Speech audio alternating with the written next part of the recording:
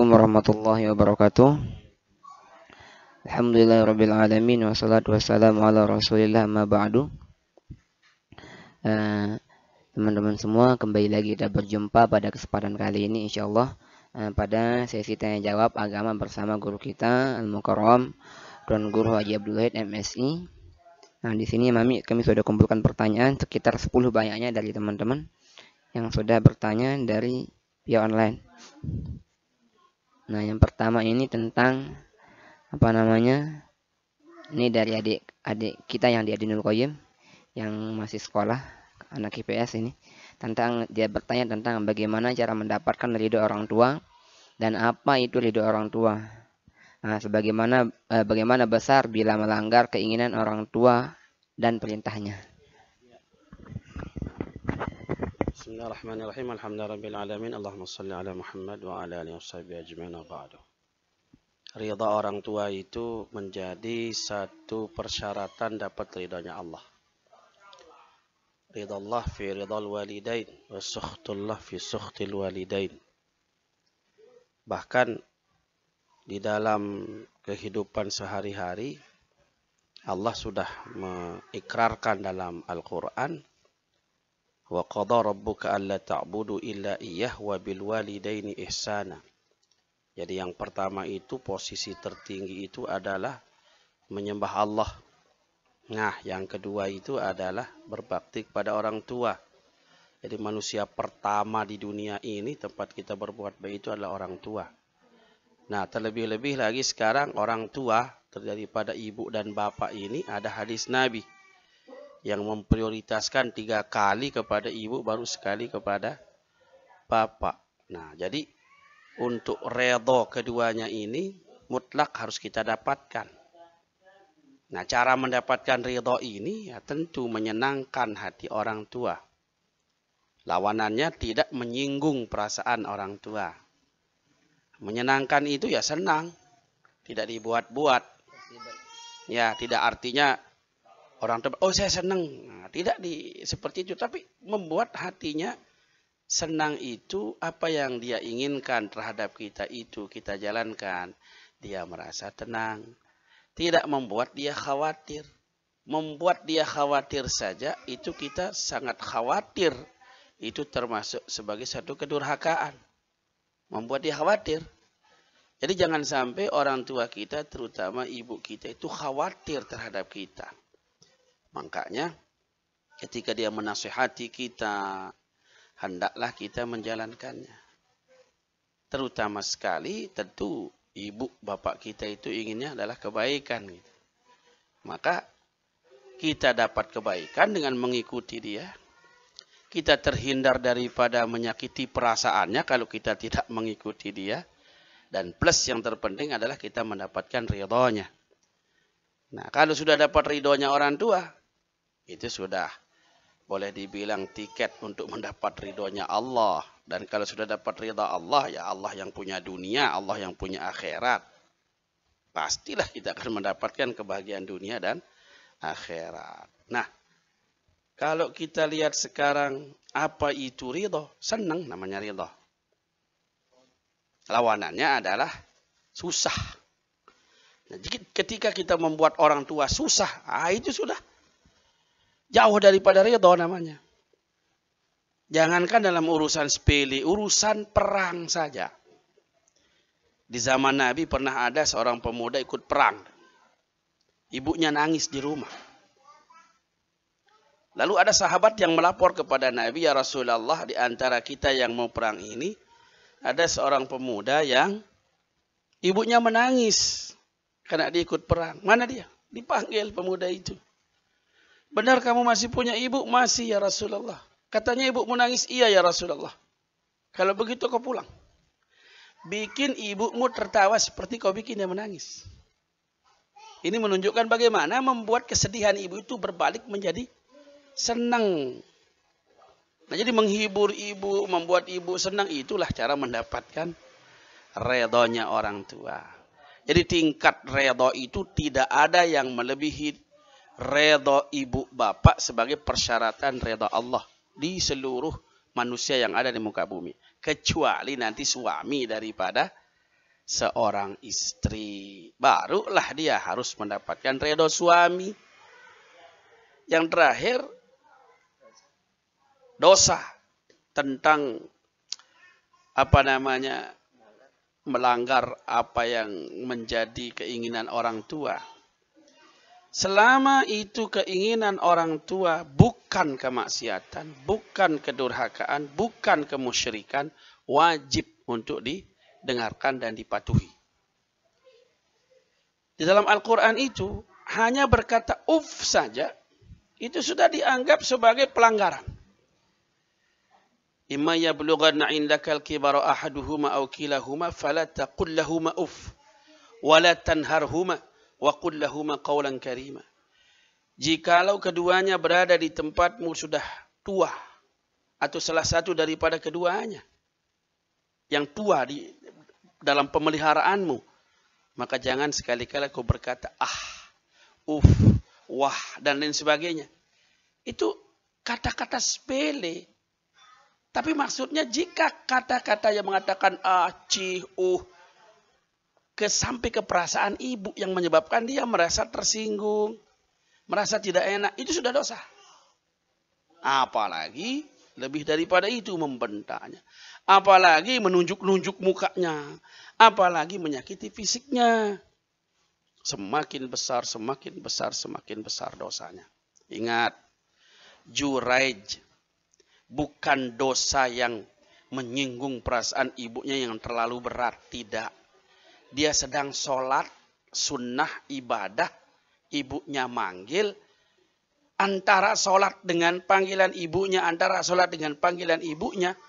Yang menyebabkan dia tidak menyauti ibunya. Itu justru berakibat kepada ujian berat yang harus diterima oleh Juraij. Nanti cek dalam kisahnya dalam hadis Riyadhus Shalihin ada di dalam. Nah jadi redha orang tua mutlak untuk didapatkan ridha Allah.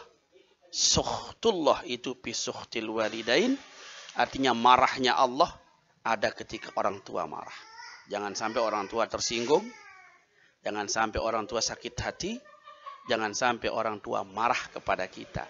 Sebab kemarahan orang tua akan menjadi kemarahannya Allah. Salah satu daripada dosa yang disegerakan siksaannya oleh Allah adalah dosa durhaka kepada orang tua. Memang dosa-dosa itu akan nanti diperhitungkan di akhirat. Siksanya di akhirat. Tapi satu di antara dosa yang disegerakan adalah ketika dosa seorang durhaka kepada orang tuanya. Tentu dalam hal ini adalah ketika orang tua meminta untuk syirik, tidak perlu ditaati.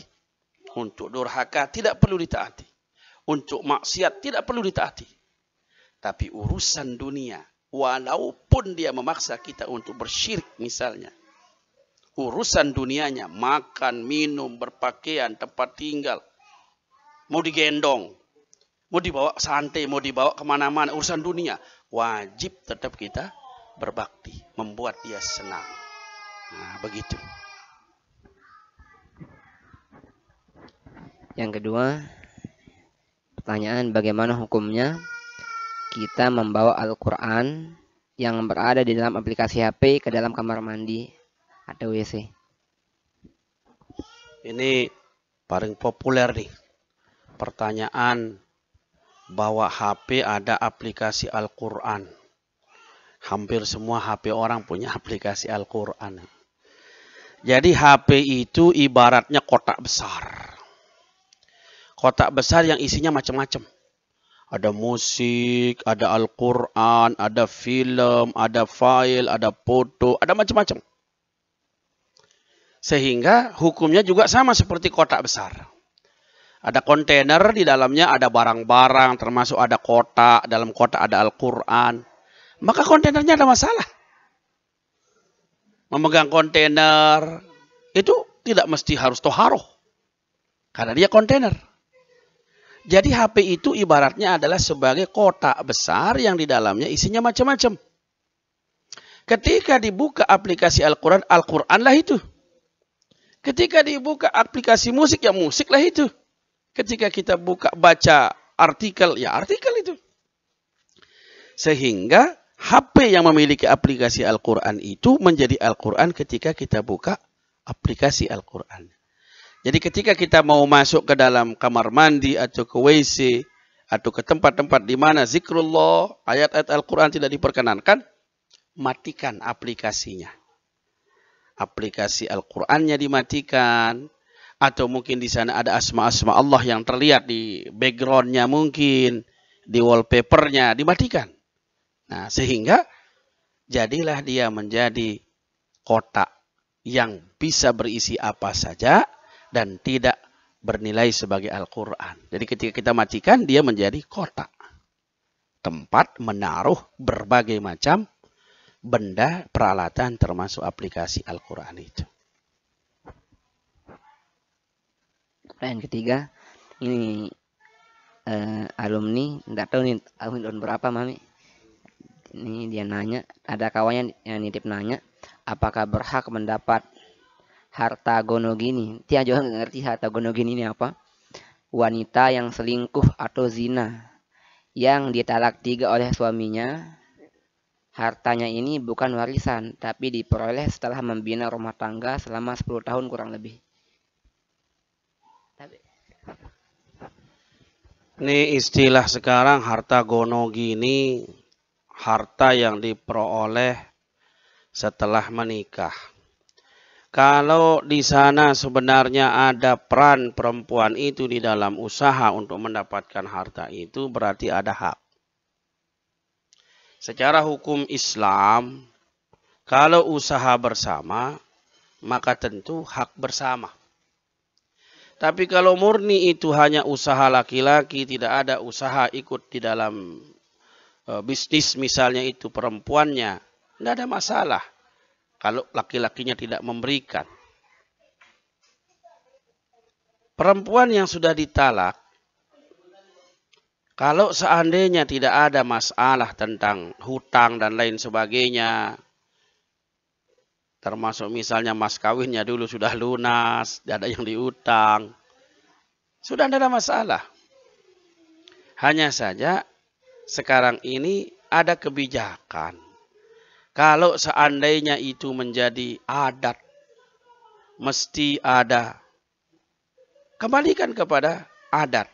Sebab kalau di Lombok sendiri, gonogini itu tidak dikenal.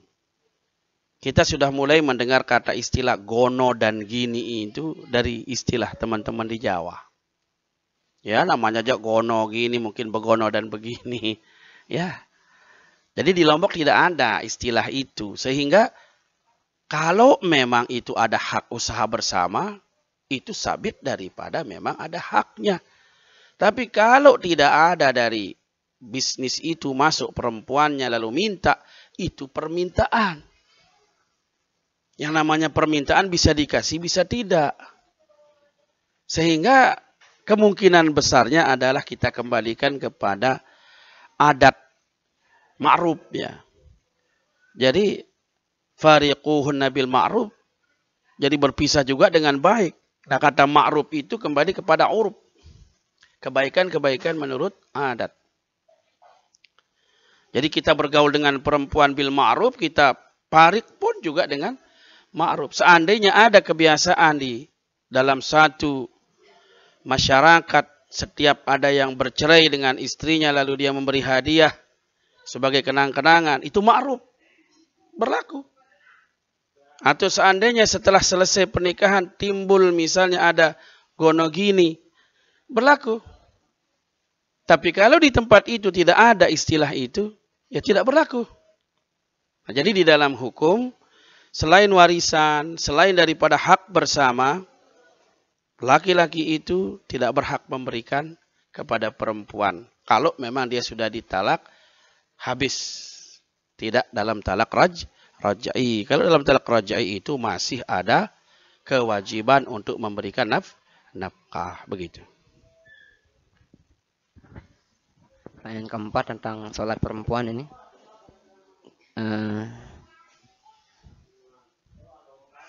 Ini ada kok sekumpulan jamaah perempuan semua, ada yang jadi imam, ada yang jadi makmum. Nah, ketika membaca surah setelah Al-Fatihah itu, di tengah bacaan imamnya salah ayat. Terus yang menjadi makmum tidak ada yang menegur imam. Tidak ada yang menegur untuk memperbaiki bacaan.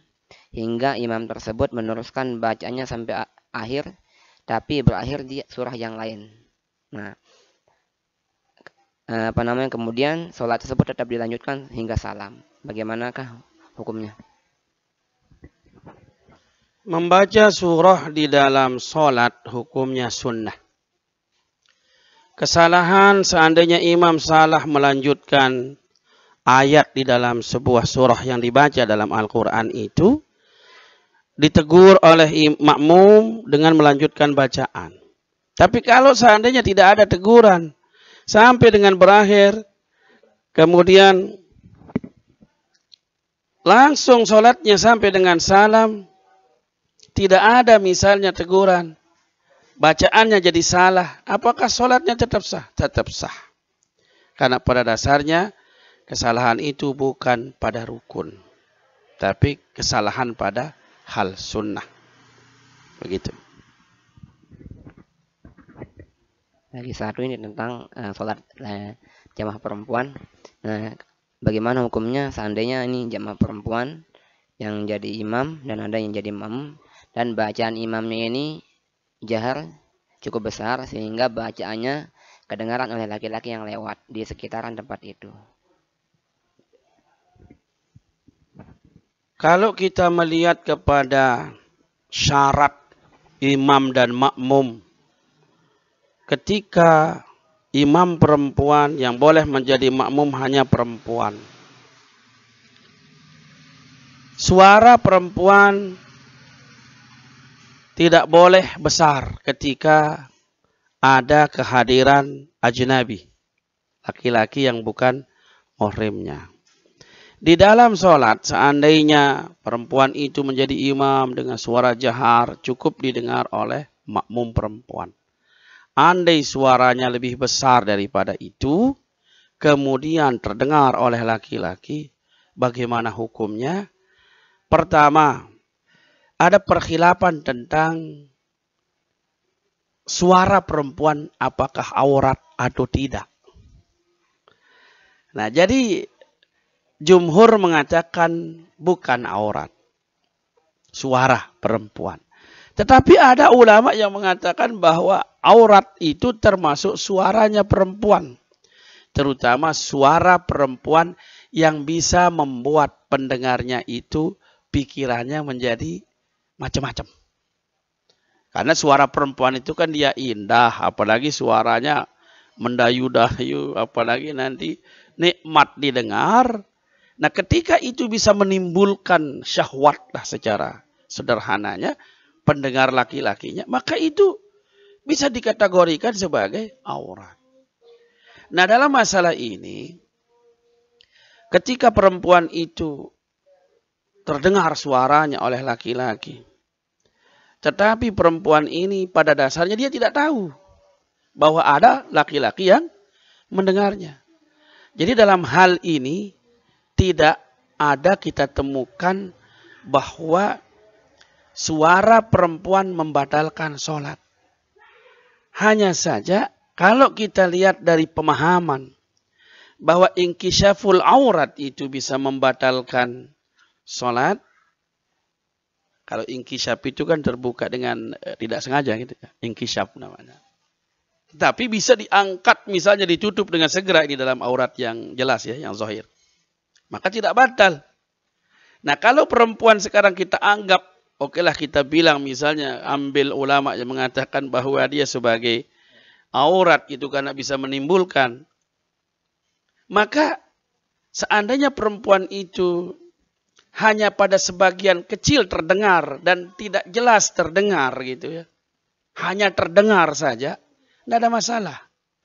Tapi kalau suaranya itu sampai pakai mix, terus kemudian bisa membuat orang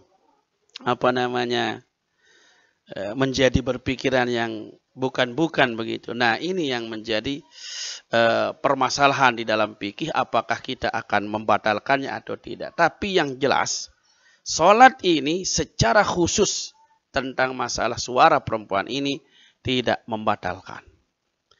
Karena suara perempuan itu tidak semuanya kalau kita pukul rata gitu ya bisa menimbulkan syahwat. Hanya saja umumnya begitu ya. Jadi umumnya seperti itu. Jadi khuruj daripada perkhilafan ketika dia seperti itu, hukum dasarnya bahwa sholat perempuan itu tidak batal. Karena dia tidak sengaja memperdengarkannya, hanya orang lain yang mendengarnya. Nah, lain halnya lagi kalau dia sengaja memang menggunakan suara yang besar-besar. Bisa jadi itu menunjukkan bahwasanya dia menimbulkan syahwat buat orang yang mendengarkannya. Ya bisa saja itu apa yang dikatakan oleh ulama sebagai aurat. Karena aurat itu adalah sesuatu yang bisa membuat orang terangsang secara sederhananya. Nah, bisa dari suara, bisa dari rupa dan lain sebagainya. Demikian. Pertanyaan kelima ini tentang pernikahan. Nah, ini ada sedikit cerita. Misalnya ada orang yang ngajak nikah, tapi ditolak dengan alasan masih sekolah atau kuliah. Nah, dan belum ada juga izin dari orang tua untuk menikah, karena memang ada di alasan sekolah.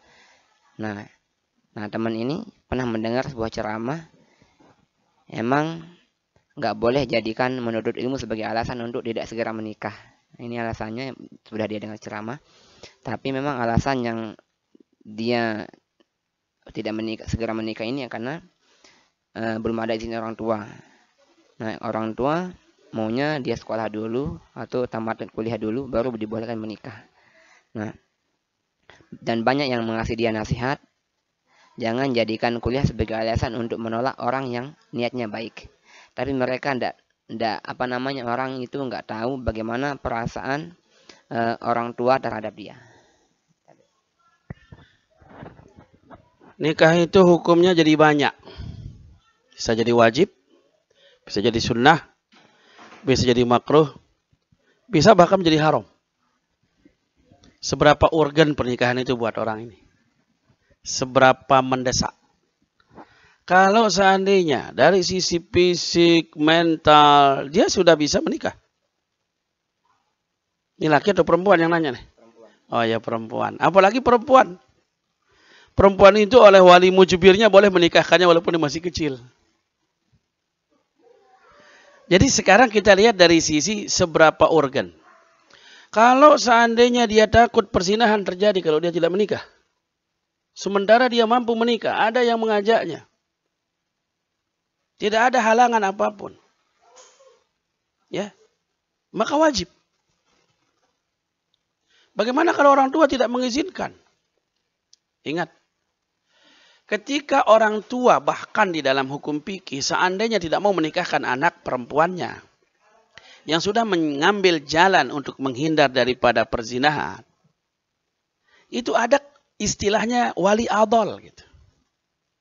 Wali yang dianggap enggan untuk menikahkan anaknya dan fikih memindahkannya kepada wali hakim. Ini menunjukkan bahwasanya hukum Allah ketika memang terjadi satu dilema antara dia menikah jalan halal atau dia tabrak aturan Allah menjadi jalan haram, maka di sini ada kewajiban lepas daripada izin daripada orang tua ketika seperti ini. Nah, tetapi tidak sampai dia akan terjadi perzinahan, ya tahanlah. Apalagi ada orang tua yang memberi nasihat dan lain sebagainya. Jadi tidak akan terjerumus kepada hal yang darurat dan dia masih oleh orang tuanya masih diberikan satu kesempatan untuk melanjutkan sekolahnya, baiklah itu. Tapi sekali lagi jika seandainya ini akan menjadi masalah darurat, maka silakan. Menikah itu lebih utama daripada harus menahan dengan alasan itu dan alasan ini. Terutama sekali ketika memang orang ini akan terjerumus kepada perzinahan. Begitu. Jadi itu tergantung daripada kondisinya. Jadi tidak bisa kita memukul rata semua keadaan akan sama. Begitu. Orang yang mengatakan tidak boleh menjadikan sekolah sebagai alasan? Ya apapun. Jangankan sekedar sekolah. Nasihat orang tua pun bisa diabaikan ketika perzinahan yang menjadi masalahnya. Jadi ketika nanti itu akan menjadi terjerumus kepada perzinahan kalau dia tidak menikah, maka menikah lebih utama. Lepas dari yang lain. Di sinilah dia hukum Allah itu harus didahulukan daripada keinginan-keinginan daripada manusia. Ya tentulah. Kalau kita lihat dari sisi kemanusiaan, tidak ada orang tua yang ingin anaknya cepat-cepat menikah. Dan kita juga begitu secara hukum biologi. Begitu perempuan sudah menstruasi, biologi mengatakan dia sudah siap menjadi ibu. Secara hormonal, hormon keperempuannya sudah main. Sudah on semua. Iya. Laki-laki begitu dia sudah mimpi basah, itu sudah dewasa secara biologi. Tapi secara fisiologi belum, secara ekonomi belum, secara sosiologi belum, masih banyak lagi. Makanya kata-kata ba'ah itu, wah, itu betul-betul kemampuan yang sebenarnya harus dimaknai dengan dari banyak segi. Ya ma'syarus syabab, ya man istata'a minkumul ba'ah falyatazawwaj. Nah, apa alasannya? Fa innahu aghaddu lil basar wa ahsanul faraj. Ya. Jadi kalau sudah ada kemampuan, ada yang memaknai ba'ah itu sebagai kemampuan jima, ada yang memaknai luas, termasuk juga bisa membangun rumah. Ba'ah itu ada kemampuan di dalamnya.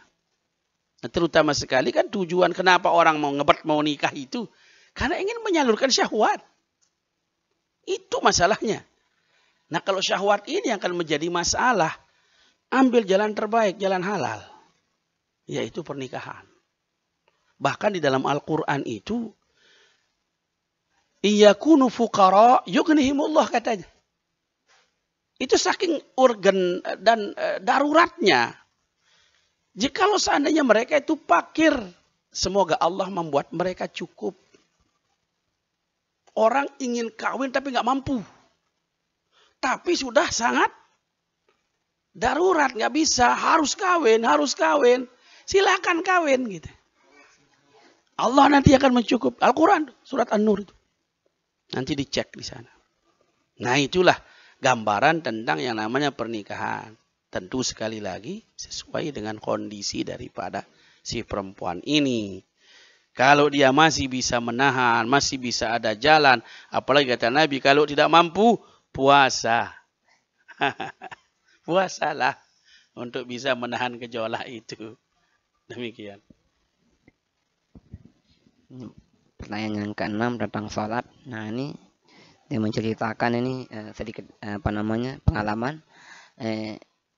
Suatu ketika dia sholat pada satu musala. Ini ketika sebuah pengajian, musala itu sempit sehingga tidak bisa menampung jamaah. Sehingga orang ini mampu berdiri, tapi ketika sholat dengan cara berdiri tidak memungkinkan.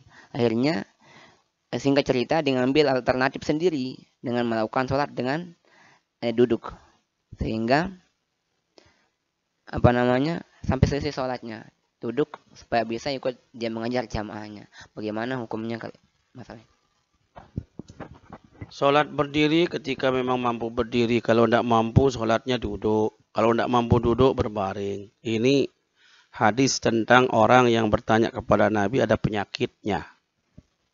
Penyakit yang dia bawa sama orang itu. Nah kalau sekarang tentang tempat.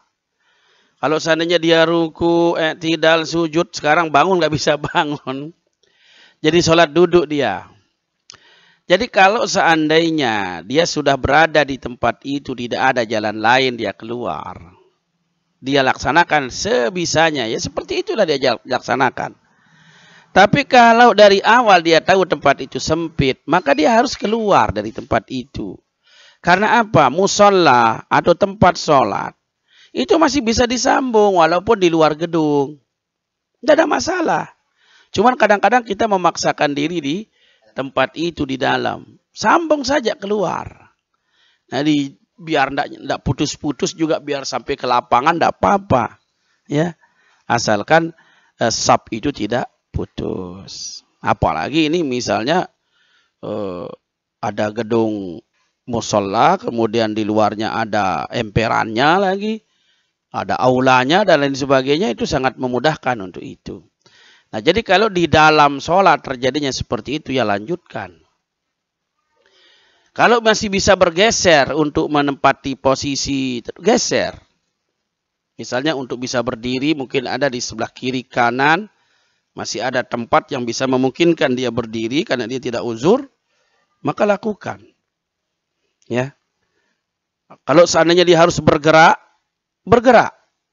Asalkan jangan dengan 3 kali gerakan yang mutawaliyat, yang terus-menerus, berturut-turut. Jadi kalau 1 gerakan, 2 gerakan, tidak ada masalah.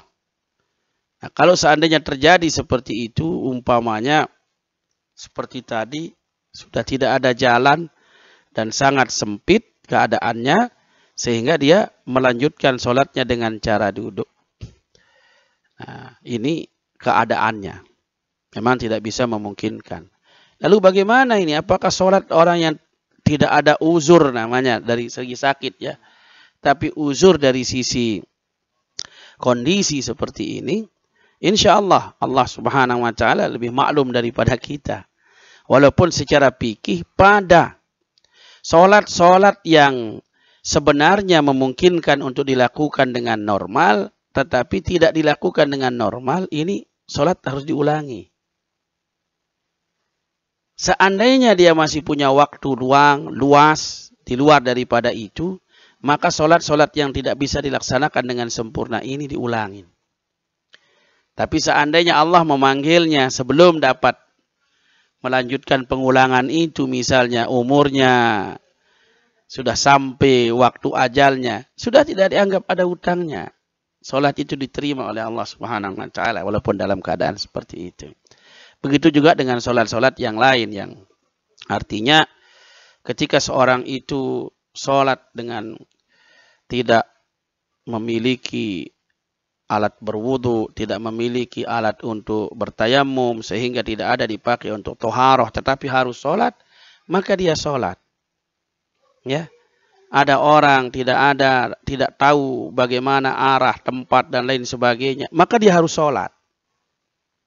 Tapi nanti ketika orang ini diberi umur oleh Allah dalam keadaan normal kembali, dia ulangi sholat itu. Nah, jadi kemungkinan besar orang yang tadi melihat dulu posisi di mana dia bisa melakukan dengan normal, dengan melangkah ke kiri atau ke kanan, 1 langkah, 2 langkah. Atau kalau itu belum kita mulai, kita lihat posisi bisa menambah jamaah di luar. Tapi kalau di dalam sholat terjadi hal seperti itu, lanjutkan dengan bagaimana dia mampu untuk melakukannya. Gitu. Pertanyaan yang ke-7 tentang mungkin nanti masuk bab kebiasaan nanti.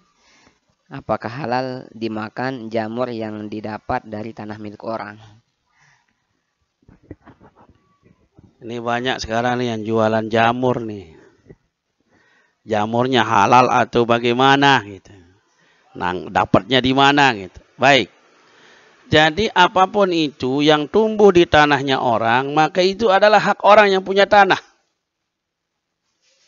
Bukan hak orang lain. Kecuali berlaku adat.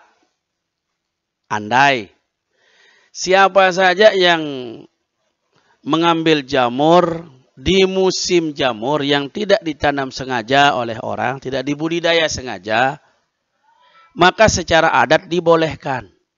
Seperti kita misalnya di kampung sini, di mana saja. Karena sekarang musim jamur, siapa saja yang dapat di kebun siapa saja, asalkan itu bukan jamur budidaya sengaja, tapi jamur alami, itu sudah berlaku adat. Maka al-adatu muhakkamatun. Jadi boleh. Halal jadinya. Karena sudah berlaku adat seperti itu. Tapi kalau seandainya ada tempat mengatakan, oh jangan, kalau di tanah saya jamur saya, maka tidak boleh. Ya, kalau diambil mencuri jadinya. Sama juga dengan misalnya rumput. Nah, ini rumput nih. Kan menyabit rumput itu di kebun siapa saja ada adat yang membolehkan. Kalau memang adat membolehkan. Tapi di beberapa tempat itu ditaruhkan semacam rambu. Ya, rambu tidak pakai pelang. Cuma ditaruhkan sesuatu yang didirikan gitu ya, ada tiang, kemudian ditaruhkan rambu berupa kain atau apa, plastik atau apa, menunjukkan bahwa ini rumput tidak boleh disabit, haram. Begitu. Jadi ketika adat membolehkan, itu al-adatu muhakamatun. Walaupun pada dasarnya secara hukum apapun yang tumbuh di kebun orang yang milik pemilik kebun itu. Jadi haram kalau tidak ada izin dari orang luar. Sekali lagi kecuali ada berlaku, ada apa saja yang tumbuh sendiri, apa saja yang jatuh dari pohonnya. Kalau diambil oleh masyarakat, tidak menjadi masalah, maka itu dijadikan hukum. Boleh. Iya, tergantung dari tempatnya. Begitu. Pertanyaan yang ke-8. Apakah dengan menonton kajian di YouTube kita tetap mendapat pahala dan keutamaan menuntut ilmu? Belajar itu dari berbagai. Penglihatan kita, pendengaran kita adalah media, alat yang diciptakan Allah Subhanahu wa taala untuk mendapatkan kebaikan. Melihat sesuatu yang baik menimbulkan efek baik, kemudian kita mengerjakan yang baik, ibadah. Sebaliknya juga begitu. Melihat sesuatu yang tidak baik menimbulkan efek tidak baik, lalu mengerjakan hal tidak baik, dosa. Mulai dari melihatnya. Melihat dosa, melihat sesuatu yang tidak diperkenankan oleh Allah, dapat dosa. Berarti melihat sesuatu yang diperkenankan, melihat sesuatu yang disenangi oleh Allah Subhanahu wa taala, aplikasi Al-Qur'an, atau melihat sesuatu ceramah misalnya lewat YouTube dan lain sebagainya. Sama saja. Karena itu melalui mata, melalui pendengaran. Hanya saja melangkahnya yang nggak bisa. Pahala melangkahnya tidak ada gitu. Mungkin insya Allah mudah-mudahan lah pahala beli kuota. Kalau beli kuota, kemudian untuk melihat pengajian, kan itu berimpak. Impak untuk pengajian. Karena dipakai untuk pengajian. Atau mendengar suara-suara syekh-syekh yang ada di Mekah gitu. Atau untuk sentral, bagaimana dia bisa langsung pengajian, ikut Zoom sama teman-temannya di Timur Tengah dan lain sebagainya. Tetap dapat pahala. Jadi yang jelas, kita menggunakan mata kita, telinga kita, bahkan hati kita nih. Untuk kebaikan. Di mana saja. Di TV, di YouTube, atau di mana saja. Menghasilkan. Hanya seperti tadi. Kalau ke taklim kan langkahnya yang dihitung. Ya. Kalau pakai sepeda motor, mudah-mudahan putaran rodanya dihitung sama bensinnya gitu. Nah, kalau sekarang pakai kuota, mudah-mudahan kuotanya yang dihitung pahala gitu. Impak gitu. Nah, pertanyaan yang ke-9 mengenai sholatnya perempuan yang lebih afdol sholat di rumah daripada di masjid. Nah, ini dia teman nanya, berarti lebih bagus pahala sedikit daripada pahala banyak katanya. Bagaimana ya konsepnya bisa ketemu? Sekarang pahala itu kan ketika kita diterima ibadah kita. Pahala sendiri, pahala berjamaah, beda. Semakin panjang kita jalan, semakin banyak pahalanya. Karena melangkah ke masjid itu tambah pahala. Laki-laki, tidak ada fitnah. Semakin jauh dia melangkah, semakin bagus. Perempuan, semakin jauh melangkah, semakin banyak fitnah. Sehingga antara fitnah sama pahala untuk perempuan ini kelihatannya lebih besar fitnahnya. Bahkan ada hadis dari Aisyah itu yang mengatakan seandainya Nabi melihat apa yang dilakukan oleh wanita-wanita saat ini zaman Siti Aisyah ini, niscaya Nabi akan melarang perempuan-perempuan ke masjid. Masalahnya apa? Mereka pada bersolek dulu baru berangkat. Ya cantik-cantik dulu lah baru berangkat gitu. Gimana supaya kinclong kelihatan. Supaya pokoknya pakai cermin depan belakang, samping kiri, samping kanan dulu baru berangkat. Itu menunjukkan bahwasanya perempuan yang keluar, yang jalan ke masjid itu cantik. Cantik ini bawa fitnah loh. Bawa ujian. Ujian berat. Kenapa perempuan ini lebih baik di dalam rumahnya? Pertama untuk dirinya. Yang kedua untuk orang lain. Bayangkan, kalau sekarang sebenarnya yang laki-laki ini kalau tidak ada hadir perempuan 27 kali lipat dia dapat pahala. Seharusnya. Tapi karena banyak hadir perempuan cantik gitu. Justru mereka ini tidak ada yang khusyuk gitu. Yang perempuannya rusak, yang laki-lakinya juga rusak gitu. Nah jadi di sini ada tentu Allah dan Rasulnya lebih tahu. Walaupun secara umum hadis mengatakan tentang salatul jama'ati afdalu min salatil fardi bis-sab'in wa 'ashrina darajah atau kama qala, itu menunjukkan bahwasanya ketika aman daripada fitnah. Seandainya perempuan-perempuan bisa untuk menjaga fitnah itu, maka tidak ada masalah. Tapi di zaman Aisyah saja sekali lagi sudah agak sulit untuk dijaga tentang fitnah itu. Oh, sekarang ini kita tidak bicarakan. Itu baik semua ya. Model pakaian perempuan baik-baik semua.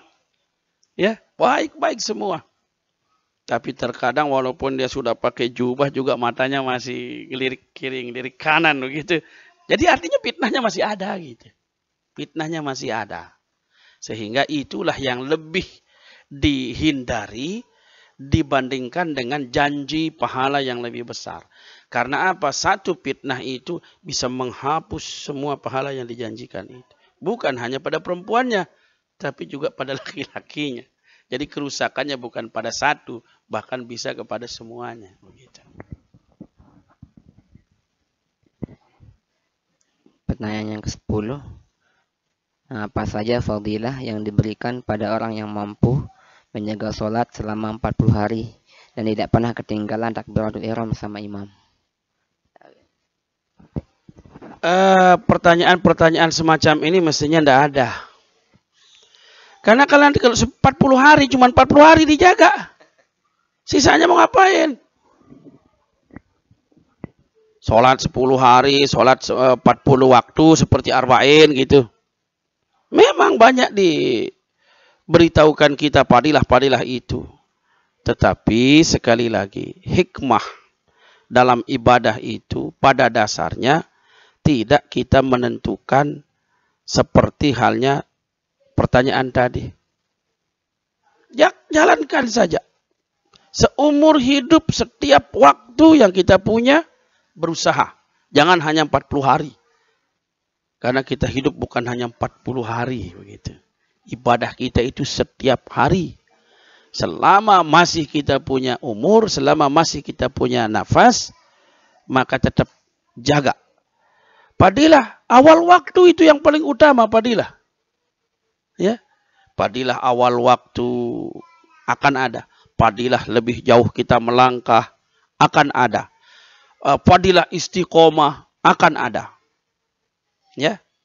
Nah, sekali lagi bahwa kata fadilah ini sudah sangat banyak dan ada di berbagai tempat, waktu, kondisi di dalam ibadah itu.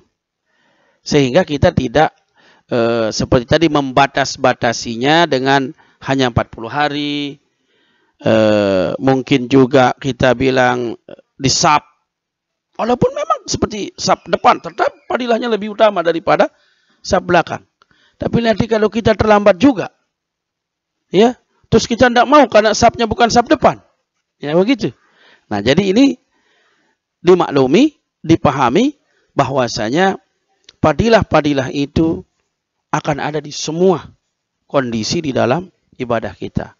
Wallahu a'lam. Nanti kita lihat fadilah-fadilah untuk ini bagaimana, untuk ini bagaimana, untuk ini bagaimana. Tetapi sebaiknya tidak membatasi kita dengan 40 hari, 7 hari, 40 waktu, dan seterusnya.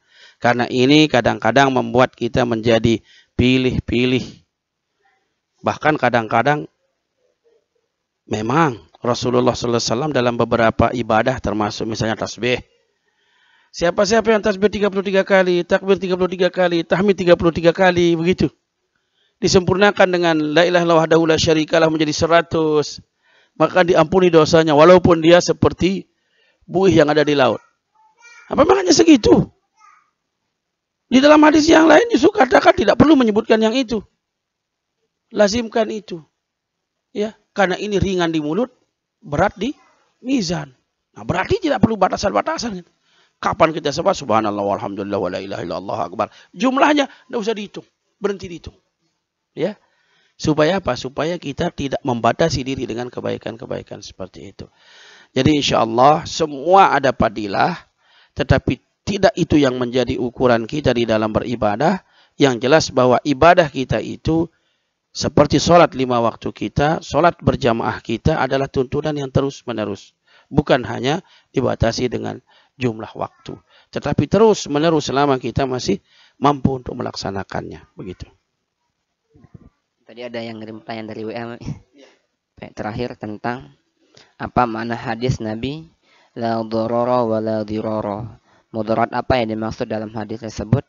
Seperti apa gambaran mudaratnya? Mohon pencerahannya. Tuan Guru David.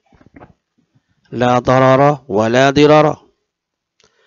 Jangan memudaratkan, jangan juga kita dimudaratkan orang. Jangan sampai kita membuat orang lain sengsara, kita juga jangan sampai disengsarakan orang. Banyak nih, termasuk sekarang ini nih, yang sedang seru nih. Orang pakai masker. Orang pakai masker itu sebenarnya bisa dipakai la dharara wa la dirara. Seandainya kita ini orang yang kena sama ada virusnya, jangan sampai kita memberikan ke orang lain. Nah, supaya kita juga tutup hidung kita, mulut kita, supaya kalau ada orang lain yang kena, tidak mengenai kita. Bisa dipakai la dharara wa la dirara. Ini jaminan sebenarnya. Jaminan bahwasanya umat Islam, umatnya Nabi Muhammad itu adalah saling menjaga. Bahwa jangan sekali-kali kita menyakiti orang lain. Dan kita jangan sampai disakiti oleh orang lain. Jaga diri. Begitu juga jaga orang lain. Jangan sampai orang lain tersakiti oleh kita. Nah, jika ini kita pegang dalam kehidupan kita, subhanallah, ya, semua orang akan senang sama kita. Nyaman orang bersama kita. Dan kita pun akan merasa aman pada diri orang lain. Karena kita paham, kita tidak akan saling menyakiti. Nah, itu intinya. Nah, yang muda-muda nih bisa juga sih makainya nih, la dororo wala diroro ini. Jadi jangan sampai saling menyakiti. Nah, jadi ini luas sekali ya, luas sekali. Karena apa? Memberi mudarat kepada orang lain dosa. Ya. Itu kezaliman. Orang lain memberi mudarat kepada kita, itu bisa bahaya. Kita bisa menjadi penyakit, bisa menjadi sakit. Mungkin dari sakitnya kita itu, kita akan balik melakukan kemudaratan lagi. Yang jelas, mari kita menjaga diri. Dengan kaidah la darara wa la dirara ini, jangan sampai ada yang tersakiti sedikit pun. Begitu. Nah, demikian teman-teman semua. Pertanyaan yang teman-teman sudah berikan sudah terjawab semua, alhamdulillah. Dan semoga bisa bermanfaat bagi kehidupan kita, supaya bisa menjadi insan yang lebih mulia lagi ke depan. Dan terima kasih kami ucapkan kepada guru-guru kita semua, Al-Mukarram Tuan Guru Haji Abdul Wahid MSI, yang telah memberikan kesempatan kepada kita semua untuk bertanya dan memberikan pencerahan kepada kita. Sampai di sini teman-teman semua. Insyaallah kalau ada pertanyaan lagi ke depan kita akan lanjutkan. Sekian, assalamualaikum warahmatullahi wabarakatuh.